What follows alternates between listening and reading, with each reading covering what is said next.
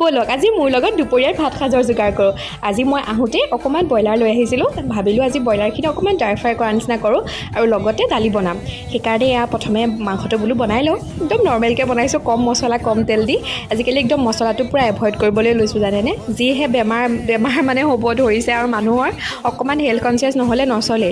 সেইকাৰণে কম মছলা কম তেল দি পেলাই বনালোঁ। আৰু ইফালে বনাই থাকোঁতে ইমানেই গৰম উঠিছে নহয়, বোলো অকণমান চৰবত অকণো খাই লওঁ।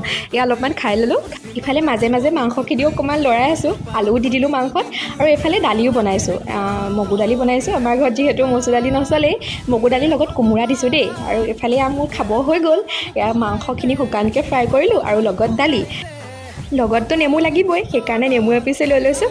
আৰু আজি দুপৰীয়া ভাত সাজ মই এনেকৈ খালোঁ, একদম মানে বহুত তৃপ্তিৰে খালোঁ আৰু ইমান ভাল লাগিলে জানেনে খাই।